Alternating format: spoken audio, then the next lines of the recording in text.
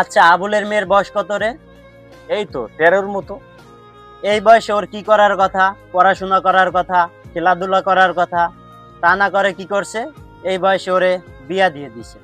তাও দিয়ে আবার শুনলাম ছেলের নাকি এর আগে একটা বিয়ে করছে। শুধু বিয়ে না, ছেলের বয়স 40 বছর। আবুলে টাকার লোভে পরে মেয়েটাকে বিয়ে দিছে। মেয়েটার জীবনটাই শেষ, মনে হয় না মেয়েটা ওই ঘরে আর ভাত খাইতে পারবে।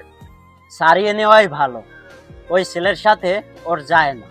আবার শুনলাম মেয়েটারে নাকি অনেক মারধরও করে। শুধু মারধর না, গলা থেকে পা অবধি পুরো শেষ করে ফেলছে। বউকে যারা মারে তারা হইলো কাপুরুষ। আবুল কাকা মেয়েটার জীবনটাই পুরো শেষ করে দিল। মেয়েটা পড়াশোনায় কত ভালো আছিল। অতিরিক্ত লোভ করলে মানুষের এই অবস্থায় হয়, আর ওর বাপে একটু বেশি লোভ করছিল। অতিরিক্ত লোভ করা ভালো না। আচ্ছা চল। আচ্ছা চল উঠতেইলে। বাবা যাও কই? বাজারে যাই। তোর মা তো অনেক অসুস্থ। মা অসুস্থ তো আমি কি করব? ডাক্তার তো এই ওষুধগুলো লিখে দিয়েছে তোর মাকে খাওয়ানোর জন্য। ডাক্তার ওষুধ লিখে দিছে, ভালো কথা। এটা দিয়ে আমি কি করব? আমাকে দেখাচ্ছ কেন? তুই তো বাজারে যাচ্ছিস, এই ওষুধগুলো নিয়ে আসিস। ঔষধ আনবো, আমি টাকা কোথায় পাবো? 2 দিন পরে শ্বশুর বাড়ি যাব, সেই টাকাই তো নাই। বাবা তুই যেভাবে পারিস ওষুধগুলো আনিয়ে দিস, তোর মায়ের বুকের ব্যথা বেড়ে গেছে। বাবা, ঔষধের কথা আমার কাছে বইলো না, আমার কাছে কোনো টাকা নাই। বাবা তুই একটু বোঝার চেষ্টা কর। মায়ের বয়স হয়েছে, এখন একটু অসুস্থ হবেই, এসব নিয়ে চিন্তা করে লাভ নাই। আচ্ছা থাকো, আমি বাজারে যাই। বাবা কোথায় যাও? এই তো কাকা, একটু সামনে। বাবা একটা কথা বলতাম, কিন্তু কিভাবে বলবো? আচ্ছা কাকা, সমস্যা নাই, আপনি বলেন। তোমার চাষি 3 মাস ধরে অসুস্থ, হার্টের সমস্যা, এবং ডাক্তার বলছে অপারেশন করা লাগবে। অপারেশন করাতে 2 লক্ষ টাকা লাগবে। এতগুলো টাকা আমার কাছে নাই। ওষুধ খেয়ে ব্যথাটা কমছে, কয়দিন ধরে ওষুধ খাওয়াতে পারতেছি।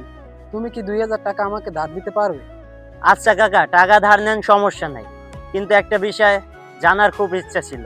হ্যাঁ বাবা বলো। আচ্ছা কাকা, আপনি আমার কাছ থেকে 2000 টাকা ধার চাচ্ছেন। আচ্ছা, আপনারই তো ছেলে আছে। বাবা ওর কথা আমাকে বলো না। কেন কাকা? কিছুক্ষণ আগে ওর সাথে দেখা হয়েছিল।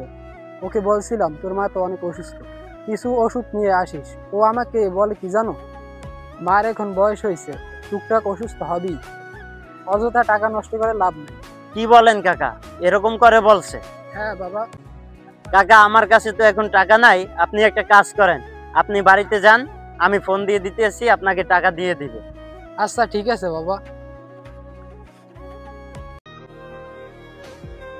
আচ্ছা, তোমাদের কাছে একটা পরামর্শ জানতে চাচ্ছি, কি করলে শ্বশুর শাশুড়ি খুশি হবে?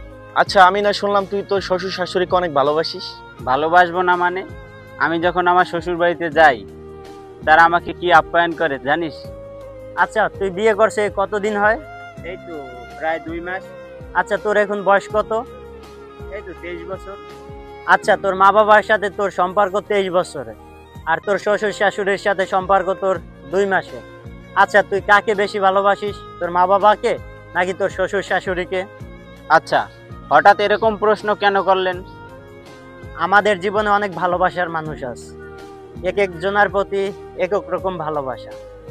যেমন মা বাবার প্রতি এক এক রকম ভালোবাসা, শ্বশুর শাশুড়ির প্রতি এক এক রকম ভালোবাসা, বন্ধু বান্ধবের প্রতি এক এক রকম ভালোবাসা, বউয়ের প্রতি এক এক রকম ভালোবাসা।